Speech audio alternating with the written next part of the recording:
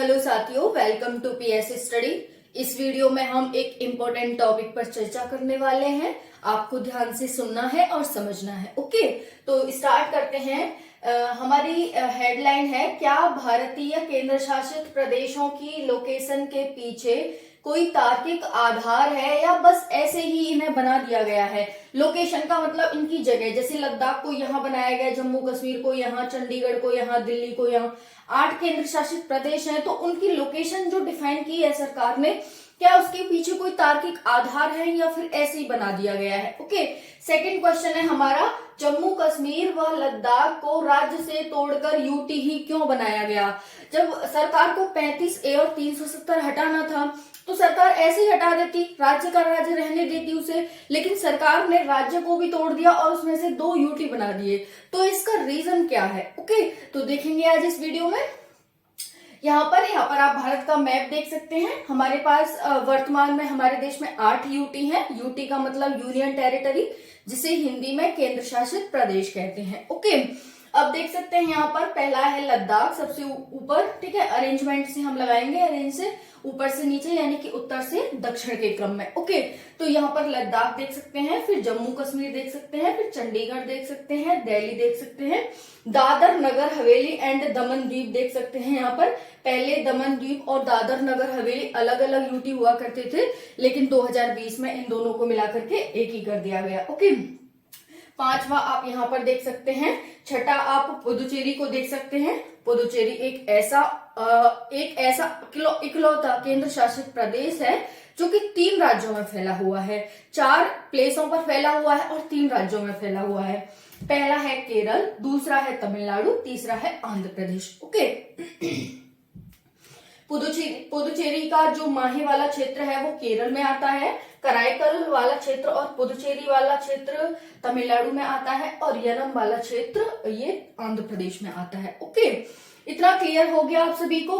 अब देखो इस तरह से, तो हम समझते हैं, ये हमारे पास 8 यूटी हैं, लद्दाख, जम्मू एंड कश्मीर, चंडीगढ़, दिल्ली, दमन दीव एंड दादर नगर हवेली, पुदुचेरी, लक्षद्वीप। ये आप लक्षद्वीप देख सकते हैं यहाँ पर 7वां, और 8वां हो जाएगा यहाँ पर अंडमान एंड निकोबार। ठीक है, ये मार्कर थोड़ा सा ना स्लो चल रहा है, इस वजह से अंडमान एंड निकोबार। ओके, तो यहाँ पर ये अंडमान एंड निकोबार देख सकते हैं आप। ये हमारे पास 8 यूटी है जो यहाँ पर डिफाइन किए गए हैं। अब हम देखते हैं कि इनकी लोकेशन इसी तरह क्यों डिफाइन की गई है। आपको कुछ समझ में आ रहा होगा इस मैप को देखने के माध्यम से, कि जब हम देखें उत्तर में ये 2 यूटी है, तो पश्चिम में देखें तो पश्चिम में इधर सारी यूटी है। अगर हम पूर्व की तरफ देखें, देखो उत्तर की तरफ, फिर हम देखें पश्चिम की तरफ, इधर सारे यूटी हैं। फिर हम पूर्व की तरफ देखें तो ये सारे यूटी है, बीच में हमारा दिल्ली यूटी है और चंडीगढ़ यूटी है। फिर उसके बाद इधर नॉर्थ ईस्ट की तरफ, फिर हम देखें पश्चिम की तरफ, इधर सारे यूटी हैं। फिर हम पूर्व की तरफ देखें तो ये सारे यूटी, बीच में हमारा दिल्ली यूटी है और चंडीगढ़ यूटी है। फिर उसके बाद इधर नॉर्थ ईस्ट की देश में यूटी होती है, उसका जो मतलब हेड होता है वो राष्ट्रपति होता है। राष्ट्रपति या उसके द्वारा नियुक्त कोई भी राज्यपाल या उपराज्यपाल। ओके, उपराज्यपाल ही होते हैं यूटीज में, लेकिन दिल्ली में राज्यपाल है। तो जो ये उपराज्यपाल के माध्यम से, या तो उपराज्यपाल के माध्यम से या राष्ट्रपति के माध्यम से, इन केंद्र शासित प्रदेशों को का जो प्रशासन है वो संचालित किया जाता है। कहीं कहीं पर इन्हें प्रशासक भी कहते हैं उपराज्यपाल को। ठीक है, और कहीं पर ये मुख्यमंत्री नियुक्त कर लेते हैं, कहीं पर नहीं करते। इस तरह से केंद्र शासित प्रदेशों का जो यहाँ पर प्रशासन है वो चलता है।